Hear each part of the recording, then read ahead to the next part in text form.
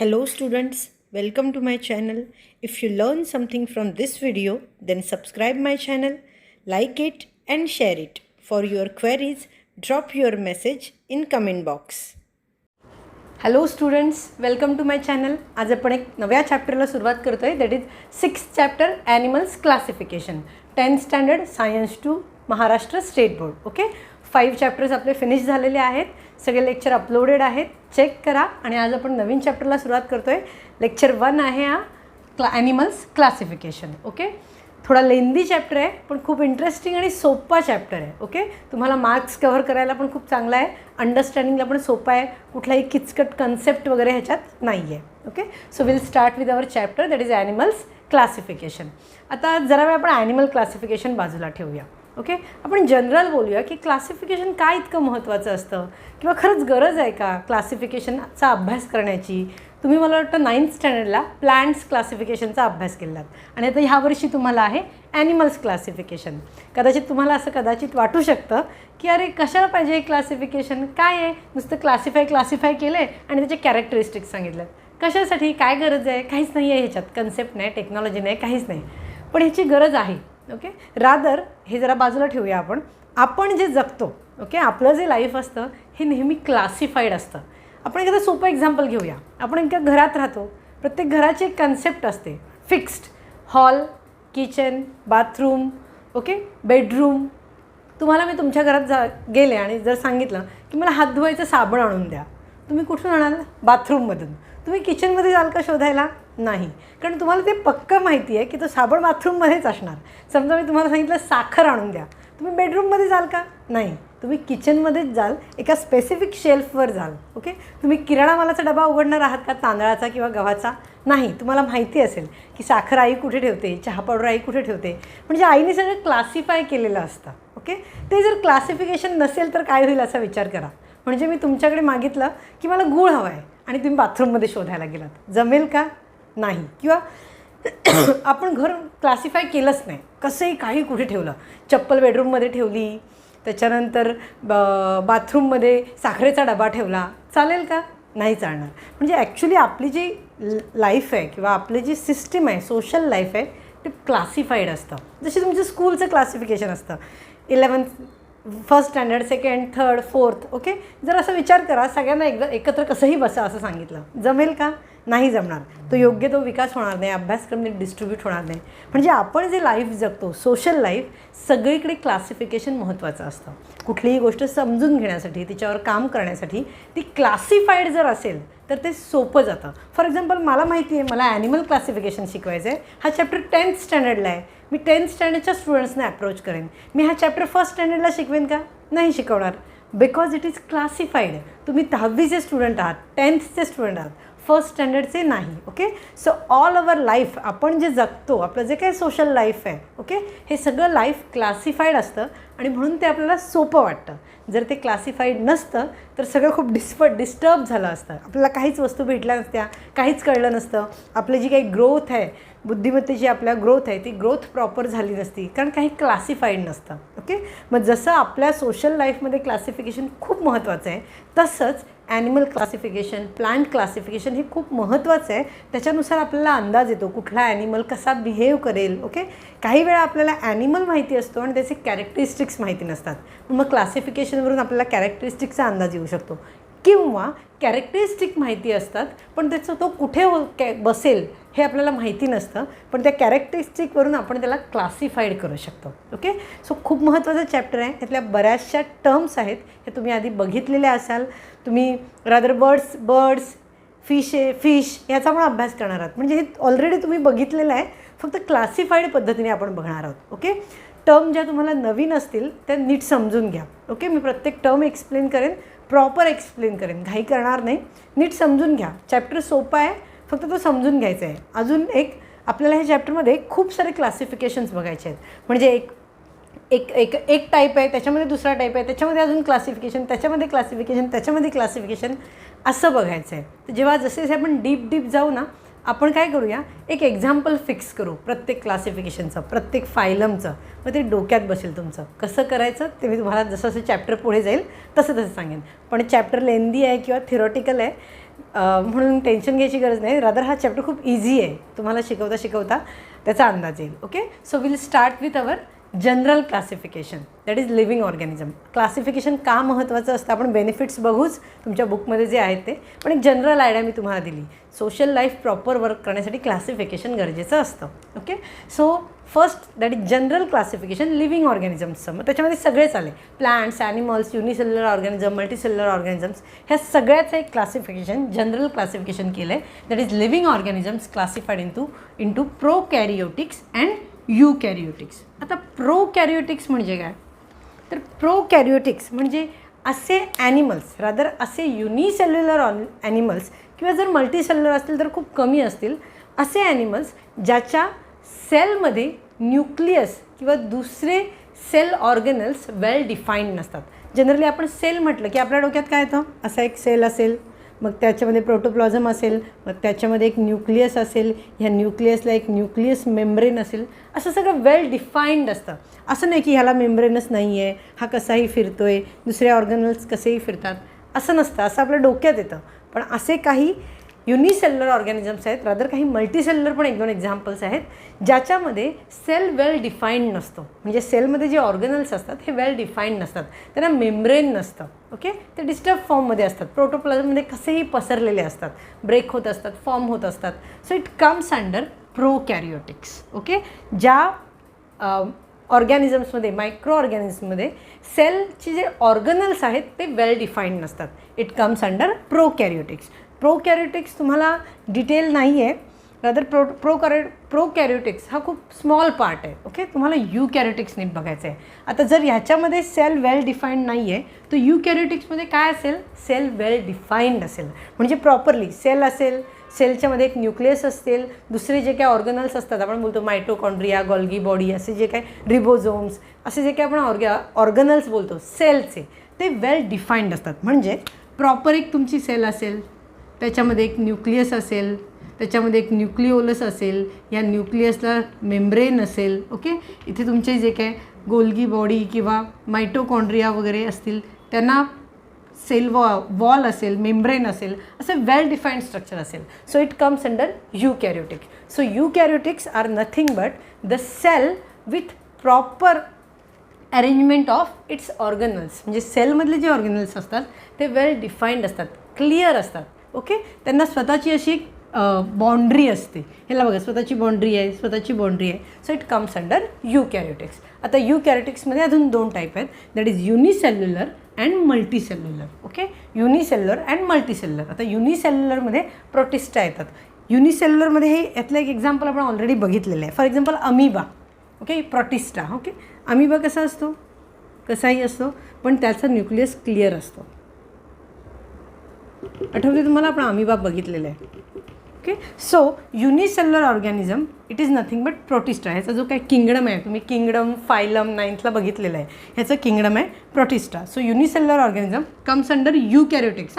यूकॅरियोटिक्स म्हणजे ज्यांचे सेल वेल डिफाईंड असतात, सेलचे ऑर्गनल्स वेल डिफाईंड असतात. ह्याच्यामध्ये एक आहे युनिसेल्युलर, दुसरं आहे मल्टीसेल्युलर. खूप डिटेलमध्ये जाऊ नका, कारण आपल्याला नंतर ते हळूहळू डिटेलमध्ये बघायचं आहे. जस्ट तुम्हाला एक ओव्हरऑल लुक देते. युनिसेल्युलरमध्ये कसे ऑर्गॅनिझम्स असतात, तर हे असे ऑर्गॅनिझम्स असतात.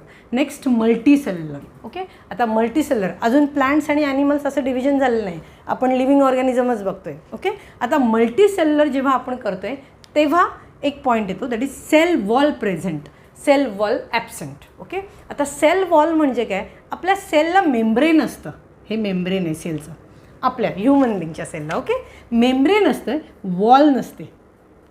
ही सेल वॉल कुणाच्यात असते माहिती आहे का, प्लांट्समध्ये. स्टेम कसं असतं, कडक असतं ना प्लांटचं, ते कशाने बनलेलं असतं, सेल वॉलनी बनलेलं असतं. ओके, मग आपल्यामध्ये सेल वॉल नसते, म्हणजे ॲनिमल्समध्ये सेल वॉल नसते. सो मल्टीसेल्युलरमध्ये 2 डिव्हिजन झालेत, that is cell wall present, cell wall absent. मग ॲनिमल्समध्ये सेल वॉल नसते, so that is nothing but cell wall absent kingdom animalia. Okay, so that is animals, animalia kingdom, kingdom animalia. आणि cell wall प्रेझेंटमध्ये पुन्हा 2 types होतात, that is autotrophs and heterotrophs. म्हणजे प्लांट्समध्ये autotrophs आणि हेट्रोट्रॉप्स असे 2 types आहेत. सगळेच प्लांट्स फोटोसिंथेसिस करत नाहीत.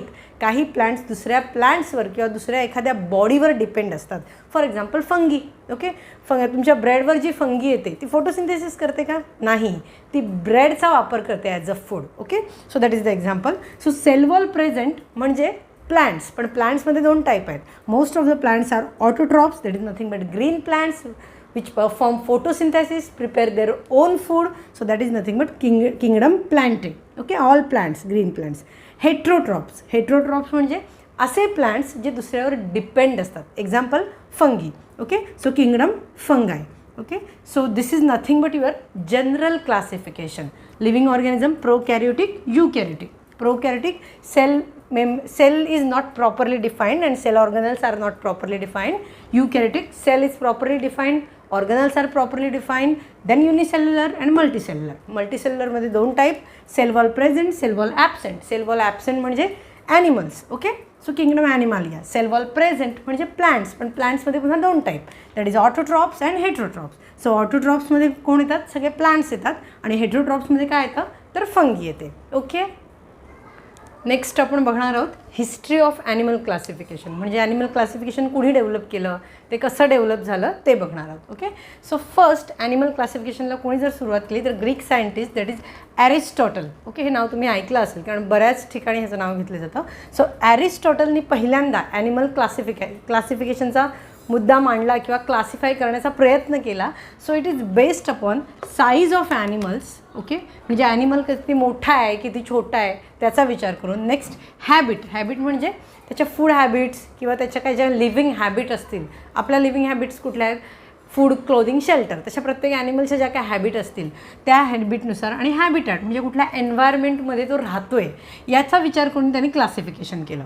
साईज, हॅबिट आणि habitat. Okay, so that classification is called as artificial method of animal classification. Artificial method of animal classification. मग एकदा ॲरिस्टॉटलने त्याच्यावर काम करायला सुरुवात केलं, मग जेव्हा त्यांनी हे आर्टिफिशियल मेथड आणली, artificial method of animal classification, बऱ्याच सायंटिस्टनी त्याच्यावर पुन्हा काम करायला सुरुवात केली. Okay, so that is nothing but Theophrastus, Pliny, John Ray, Linnaeus, हे बरेच सायंटिस्ट आहेत ज्यांनी पुन्हा ह्याच्यावर काम करायला सुरुवात केली.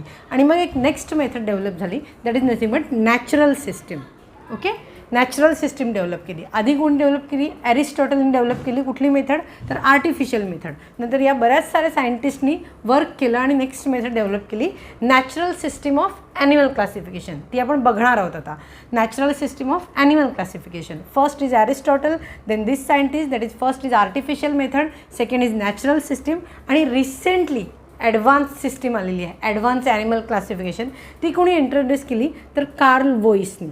ओके, आपण ही पण बघणार आहोत, नॅचरल सिस्टीम आणि कार्ल वोईसची पण सिस्टीम बघणार आहोत. ओके, सो 3 सिस्टीम्स लक्षात ठेवायचं. पहिली झाली आर्टिफिशियल मेथड, दुसरी झाली natural system of animal classification, and third introduce by Carl Woese, that is recently added classification. Okay, आता आपण हे जे क्लासिफिकेशन बोलतो आहे, आणि नेक्स्ट लेक्चरपासून आपण ॲक्च्युअल ते स्टार्ट करणार आहोत. एक जनरल क्लासिफिकेशन आपण बघितलं, का क्लासिफिकेशन महत्त्वाचं आहे आपल्या लाईफमध्ये ते बघितलं, तिची हिस्ट्री पाहिली. आता त्याचे बेनिफिट काय आहेत एका वर्डमध्ये लक्षात ठेवायचे, तुम्हाला सहज लिहिता येतील. फर्स्ट, मी तुम्हाला सांगितलेलं आहे आपल्या घरातलं एक्झाम्पल.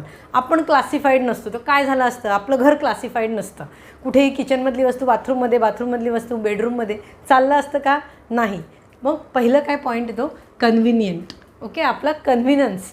आपण घरात एंटर झालं की आपल्याला माहिती चप्पल कुठे ठेवायची, बॅग कुठे ठेवायची, चहा कुठे प्यायला जायचा, खाऊ कुठे असेल, पाणी कुठे असेल, हे आपल्याला माहिती असतं. So it is convenient. Okay, so first is convenient to study the animals. आपल्याला जर ॲनिमल्सचा अभ्यास करायचा असेल तर जर ते क्लासिफाईड असतील तर त्यांचं स्टडी करणं खूप सोपं जातं, जर ते क्लासिफाईड असतील. ओके, म्हणजे हा क्लासमधले फॉर एक्झाम्पल 8वीचा स्टुडंट आहे, 8th स्टँडर्डचा स्टुडंट आहे. आपल्याला जर तो माहिती असेल 8th स्टँडर्डचा स्टुडंट आहे तर आपल्याला त्याच्याशी डील करणं सोपं जातं, कारण त्याला काय माहिती आहे हे आपल्याला माहिती आहे, त्याचं सिलेबस काय आहे. पण जर स्टुडंटच माहिती नसेल, तो 8thचा आहे, 9thचा आहे की 10thचा आहे, तर त्याला आपण शिकवणार काय? कारण आपल्याला माहिती नाही आहे तो कुठल्या स्टँडर्डमधला आहे. सेम तसंच. So convenient to study that ॲनिमल्सचा जर अभ्यास करायचा असेल, जर ते क्लासिफाईड असतील तर कन्व्हिनियंट होतं. Understand to entire group. Okay, समजा ओके एखादा ग्रुप आहे. ओके, एका ग्रुपमधला आपल्याला एकच ॲनिमल माहिती आहे आणि दुसरे आपल्याला माहिती नाहीत, तरी आपण त्यांच्या कॅरेक्टरिस्टिक सांगू शकतो. पुन्हा आपण ते क्लासचंच एक्झाम्पल घेऊया. आपल्याला एक स्टुडंट माहिती आहे की हा 8th स्टँडर्डमध्ये शिकतो आहे. ओके, बाकी माहिती नाही, पण बाकी आपल्याला कुणीतरी सांगितले की हे पण 8th स्टँडर्डमध्येच शिकतात. आपल्याला आपोआप त्यांच्या कॅरेक्टरिस्टिक माहिती होतील. त्यांनी मॅथ्सचा अभ्यास काय केला आहे, त्यांनी हिंदीचा अभ्यास काय केला आहे, त्यांनी मराठीचा अभ्यास काय केला आहे, हे आपल्याला आपोआप माहिती होईल. का? कारण आपल्याला माहिती आहे तो 8वीचा स्टुडंट आहे. So to understand the entire group, आपल्याला अख्ख्या ग्रुपचं माहिती होतं. Next, idea about animal evolution. Okay, आपल्याला एकदा क्लास माहिती झाले. आपण असे क्लास कशानुसार करत असतो तर कॅरेक्टरिस्टिकनुसार करत असतो. मग त्यांचे आपल्याला एकमेकांशी जे काही इंटर रिलेशन असतील, त्यांचे कसे हळूहळू इव्हॉल्युशन झालेली आहे त्याची आयडिया येते. रिलेशनशिप, त्यांच्या एकमेकांमध्ये काय रिलेशनशिप आहे, कुठला ॲनिमल, दोन ॲनिमल्स एकाच ग्रुपमध्ये येतात, कुठले त्या ग्रुपमध्ये येत नाहीत, मग त्यांची रिलेशनशिप कशी आहे एकमेकांसोबत, ते कसे कनेक्टेड आहेत, त्यांचे जे काही पूर्वज आहेत किंवा आपण जसं पहिल्या इव्हॉल्युशन चॅप्टरमध्ये बघितलेलं ॲन्सेस्टर, कशापासून त्यांची जी उत्पत्ती आहे ती कुठल्या तरी कदाचित एकाच ॲनिमलपासून झालेली असेल, त्याचा अंदाज येतो. Next, habitat role in nature, आपल्याला त्यांचं हॅबिटॅट आपोआप माहिती होतं. जर एकाच ग्रुपमधले 2 ॲनिमल्स असतील तर त्यांचे हॅबिटॅट एकच असतील जनरली. फॉर एक्झाम्पल फिशेस घेऊयात. समजा 2 फिश असतील. ओके, एक फिश आपल्याला माहिती नाही पण दुसरा फिश माहिती आहे. तर जो माहिती आहे ते आपल्याला माहिती असेल तो कुठे राहतो आहे तो, किंवा त्याचं हॅबिटॅट काय आहे, तो मरीनमध्ये राहतो की रिव्हरमध्ये असतो. मग दुसरा जर आपल्याला सांगितलं की हा पण त्याच क्लासमधला आहे तर आपण सांगू शकू की तो पण रिव्हरमध्येच राहत असेल, कारण दोघं पण एकाच क्लासमधले आहेत, एकाच फायलममधले आहेत. Okay, so that is about habitat. आपण ऑटोमॅटिक सांगू शकतो. Adaptation in animals. ओके, काही ॲनिमल्स ॲडॅप्टेशन करतात.